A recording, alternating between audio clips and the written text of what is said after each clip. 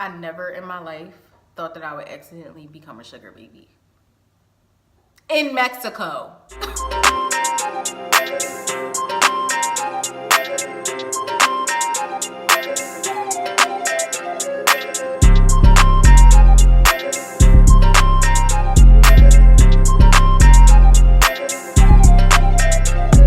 What's up, y'all? It's your girl Constance, aka Brown Sugar Babe, and I'm back with another sweet video. And this time it is a story time. And y'all, I got secrets, can't leave Cancun. I got secrets, can't leave Cancun. Well, clearly it's leaving Cancun because I'm about to tell y'all what happened. But I accidentally turned into a sugar baby when I went to Cancun. What, sis? I know y'all like, girl, what happened? I'm about to give it to y'all, okay? Last year I was not as saved as I am this year, okay? God really has propelled me into a new level of Christianity.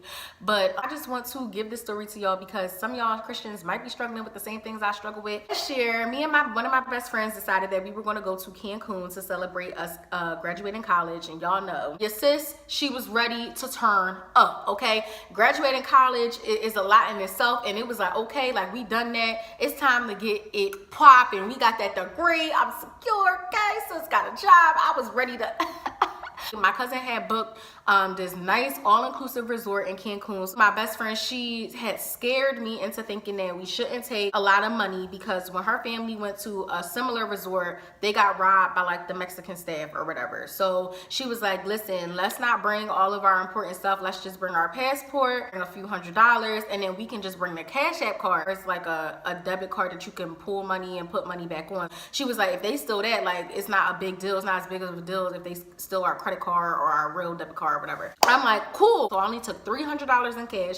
And at the time, the Cash App cards had just came out. Didn't know that you can't use them outside of the US. Because this was not the first time I traveled outside of the country. I never leave outside of the country with less than like at least at minimum $500. Like I feel like it's important to bring a good amount of money with you when you travel outside the country. Y'all don't know what's going to happen. You never know. And I don't know why I was acting so slow this time, but your girl was acting slow. Okay, first day in Cancun, somehow, some way, we wound up spending half of our money. So literally me in every math class I've ever had to take. About like $150, maybe $200. Don't know what we spent it on because again, it was all inclusive. We ate there. Like I have no idea where the money went. I just know I was spending it up. Okay, I was like, y'all can take that, y'all can take that, y'all can take that. I was balling in Cancun. We spent majority of our money the first day we got there, and we was there for 6 days, but we was cool because to our knowledge we had our Cash App card. We was gonna be great. Skip forward to like day 2 or day 3, we had an excursion planned. So we were leaving the resort and we were going to the Mayan jungle. We went snorkeling in the cave, we went ATV, you know, riding the bikes out in the desert, and then we also went ziplining like through the Mayan jungle. When the excursion was over, we stopped in like the little souvenir shop. So when we went to purchase our items, they were having trouble with me and her Cash App cards. And I didn't think nothing of it at first because again, we off the grid in the middle of Mexico. Like we're in the Mayan jungle. There is no service really. It's just a really rough area in terms of service and connection and Wi-Fi and stuff like that. This couple that stayed at the resort with us, they were like, oh, you know what, we got it. Like we'll purchase the items for y'all, and since we at the same resort, when we get back, just give us the cash. When we got back to the resort, we gave the couple the money. So we wound up spending basically like $45 maybe. So we had like $5 left over. Like, this is day 2. Day 3, we decided that we wanted to book another excursion. So I think we wanted to like swim with the dolphins or do something like that. When it was time for them to accept our cards and stuff, like they wasn't taking the payment.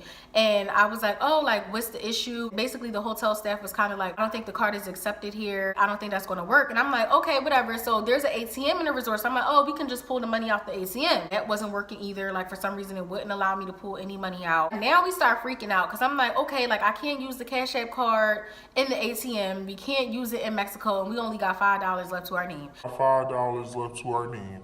So we was like, you know what? We just gonna come back. We gonna go to the beach or whatever and just try to figure it out. And while we're on the beach, we're talking. I'm just like, okay, like we don't have to go on another excursion. You know, at the end of the day, we're on an all-inclusive resort. So let's just lay low. Let's just try to have fun on the resort. But then it hit us that we were gonna need cash when we went back to the Mexican airport because they don't take the cards there. So I'm like, oh my gosh, like we don't have no money to pay for our luggage. Like how are we gonna get our stuff back? We thinking we about to be stuck in Mexico. Like I'm starting to freak out. And Trump is president. Like yo, like in a few days we gonna have to get up off this resort. Like like we didn't pay to stay here any longer. So we freaking out, and you know, her mom is just trying to calm us down. She like, oh, why don't y'all try to Western Union yourself the money? So I'm like, oh, that's smart, okay. But it wound up taking, I think, a day for the Western Union to process. And y'all, that was a process in itself. Like, that Western Union took forever. Like, they called me up, they was like, who do you know in Mexico? Who are you sending money to? Like, do you know somebody's requesting money in Mexico for you? Because I Western Union the money to my best friend. I had to go through this whole process. I'm like, yes, this is me. I Western Union the money to my best friend. She's also in Mexico with me. We are on vacation. It was a whole process. So we're thinking like, you know, we can just walk down the street to one of the gas stations to pick up the Western Union money. But all in the area, they told us that we couldn't do that. We had to go downtown Mexico and off the resort to pick up the money, because that's where everyone picks up their Western Union or whatever. After we figured out that we can Western Union ourselves the money, we started trying to enjoy the rest of our vacation. So we're on the beach, flicking it up, taking pictures and everything like that. And we noticed that it was like this older white man like watching us. He came over to us and he was like, oh, like, do y'all want to take a picture together? So we like, yeah, thanks. He took the picture of us. And after that, he started kind of lingering. I walked away because my parents had called me about like the whole money situation. So when I was talking to them on the phone, my best friend, she was in the water with this guy. And I come back and basically I didn't know that she told the guy the whole situation because she wanted to see if he would help us or whatever. The guy was like, listen, don't worry about it. I got y'all. I come to Mexico a lot. Like, I'm always here. I know a lot of people here. I'm going to make sure y'all get to y'all money. Unfortunately, the Western Union place closes like at the time that we were talking. So he like, I'll make sure that we can get there tomorrow. But tonight, I just want to make sure y'all have fun. So why don't y'all just come out? You know, I'm going to pay. We can go out to the clubs and stuff like that because y'all know y'all on vacation. Like, y'all shouldn't be stressed out about this whole money situation or nothing. So my best friend all for, she like, yeah, let's go. And y'all, in my head, I'm just like I'm the skeptical friend. Like, I was just like, why he want to take us out? Like, this is weird. We don't even know him. Like, we gonna be going off the resort to clubs and stuff like that with him. I don't know. I just was thinking about, I'm like, she like, listen, we got to keep him happy because we need to get the money from Western Union. Like, we have to get there. I'm like, okay, like, she right. Like, we got to do what we got to do. So we just sucked it up. So that night, y'all, we went out. I made sure that I took pictures of him. I took pictures of the cab that we was in. I was taking pictures. I was sending them to my parents. I'm like, if anything happened to me, y'all gonna know who it was. Y'all can identify him in wherever way y'all need to, because I seen taken and y'all not about to take me, okay? We pulled up to like really popular club in Mexico. Like, basically all the celebrities, when they come here. We dressed to the nines, okay? Like, fine as ever. And both of us are on both of his arms. Like, it was basically like we was his two trophies. In my head, I'm just like, gotta keep Bull happy because I have to get home. He got us a VIP section. It was drinks on drinks. It was hookah unlimited. Like, he was getting us anything we needed. He had people like getting the sweat off of our face. We had our own security taking us to the bathroom, making sure we got back into our section, okay? Like, yo, we was living the life. Like, I real life felt like the one. And Mexican clubs, they don't close until like 5 in the morning. So, yo, we in there having fun. Like, I'm gonna insert some videos, some pictures for y'all so y'all can see, like, we was having the time of our life, y'all. Like, before we went to Mexico on our celibacy call, my best friend, she's in the celibacy group too.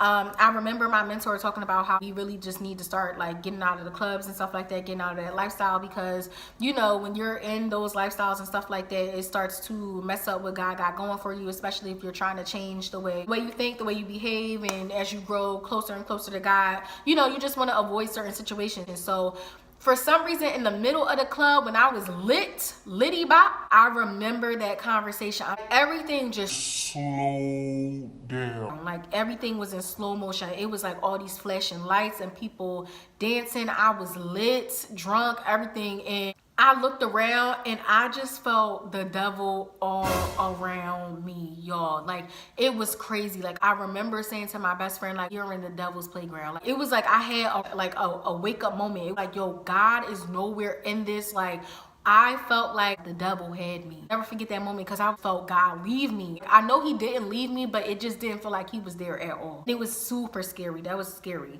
After that, we get out the club. It's like 6 in the morning. He taking us back to the resort. He was like, let me know if y'all need me to take y'all to get the Western Union money or whatever. Just text me in the morning. And the good thing, I mean, I guess it's not a good thing for her, but the guy, he wasn't interested in me. So I was just like a tag along, and I was happy about that because I didn't have to push him off of me. He really wasn't on me like that. He liked my friend. So he was like trying to get her to go back to the hotel with him that night. Like, he ain't like me at this point because I was like, no, like me and my friend, we're going back to the room. Like, we're too lit. We don't know you like that. Like, we'll see you tomorrow. Thank you so much. And he just like irritated. Like, he texted her, blowing her phone up, like, come to the hotel because he was at the resort next to us. Yeah, she like, no, not tonight. Like, maybe another night. Like, just still trying to keep him interested until we could get our hands on this money. They roll around. Wind up going to pick up our money. But we didn't use the guy because we found out that the buses only cost $1 down there. So we had our $5. We got on the bus to downtown Mexico. We were off the resort. People are staring us up and down. Y'all, I was real life scared because I'm like, they know that we're tourists. Like, here I am decked out in my Nike fit. I know they think that we got money. Like, we gonna get robbed out here. So we had to get in the cab after that. I think that cost $3. So at this point, we only had $1 left. $1 left. We wait in the line at the Western Union place for like 2 hours. It was so long because it was so many people in that line trying to get money. So it's our turn to get up to the line. And basically the Western Union lady was kind of like, oh, well, we can't give you the money because my best friend only had her driver's license. She didn't bring her passport. And when you pick up Western Union money in a different country, you have to have 2 identification methods. So I'm like, Oh my gosh. they won't give us the money. We only got $1 to get back to the resort. So there's no way for us to get back downtown to pick up the money. At this point, I'm crying. What is we gonna do? Like, how is we gonna get back? Like, what's gonna happen? Like, we're stuck in Mexico. She like, listen, we gonna hit up the sugar daddy to bring us back down to get our money. Everything's gonna be cool. Just relax. So she texts Bull. She like, listen, we ran into some issues. Like, do you think that you can get us down there? We'll give you the money as soon as we get it. Bull like, all right, I got y'all. He came out in his own car. Like, we wasn't even in no cab or nothing like that. This was like a stretch SUV limo of some sort. I don't know. It was top of the line. And then like he had a private driver talking to him. Like, I'm paying attention. And my only form of weapon, y'all, like I had a rat tooth comb in my purse. And I'm like, yo, if anything pop off, I'm gonna have to stab people. Like, I was so worried. Well, he talking to the drivers and stuff. Like, I'm just like trying my best to pay attention because I took Spanish all through high school, all through college. So I'm like trying to pay attention to what they're saying, catching on to any words that I could to make sure that they wasn't like being sneaky or nothing like that. It was just so sketchy. So he made me sit in the front seat and he was like all the way in the back with my friend. Like, he like rubbing on her leg and like doing all this stuff. And I'm just like up there like feeling so uncomfortable because I'm like, yo, if something happens to my friend, I can't get back there in time. Like, I don't know what this driver is going to try to do with me up in the front seat. Y'all, I'm holding on to this rat tooth comb like so hard. I'm praying through the whole time. I'm like, God, just please let us get out of this situation. Because when you think about it, anything could have happened to us. Like, they could have dropped us off at any location. Like, nobody would have known where we went because we didn't tell our parents. So I didn't tell my cousin that we had a sugar daddy because I didn't want them to judge us. Thank God we get the money. He was like, listen, I don't want nothing from y'all. I just wanted to make sure y'all was okay. Y'all got y'all money and don't got to worry about paying me back. You know, let's go out again tonight. Let's have fun. And in my mind, I'm like, all right, as soon as he dropped us back off at this resort, oh no, it's a dub. Like, we're not going out. What we needed was our money to get back. Like, I'm not about to do this. Like, no. So we like, okay, we'll go out. Like, at the time, just making sure we keep him happy so we can get back safe and sound. As soon as he dropped us off at that resort, y'all, I blocked the number so fast, and like he still was blowing up my best friend. Like, we ignoring him at this point. Then he comes over because again he was at the resort next to us. He come over while we're on the beach again, like trying to talk. Like, he like, what happened to y'all? Y'all kind of just dipped on me. Like, he like all into her, like, yo, like basically you owe me. Like, what's up? Like, we going back to the hotel or no? I'm just like, oh my gosh, I was straight snitching. I told him to step. I'm like, can he be on the side of the resort if he don't go here? And basically the staff got him pushed back off. Like, he couldn't come back on that side. Thank God. Thank gosh I am alive and well to tell this story. Yes, your girl was a real life sugar baby. Like, it was crazy. And thank gosh that he really wasn't a crazy creep, because anything could have happened to us, y'all. Like, we could have been sold. We could have been like sex slaves or sex trafficked or whatever. Like, anything could have happened to us by trusting this guy. Like, but we didn't have any other option at that point. So be careful, kids. You know what's so crazy? Had I not been saved and everything like that, I'm like, yo, I could live this life. Like, I'm getting everything I want. Like, we got private cars. I'm in the section. Like, I feel like the one, okay? Yo, like, the devil knew that that was something that, like, I would enjoy as long as I didn't have to do nothing. Like, as long as I wasn't having sex. As Christians, like, we really have to watch what we put ourselves around exactly for this reason. Saved as I want to be, got caught up in some mess, and I will never do that again. Thank God for his mercy because he got me out the situation. So, yes, that is the end of my story time, and thank you for listening. Make sure y'all subscribe to become a sugar baby, and I'll see y'all in the next video. Bye.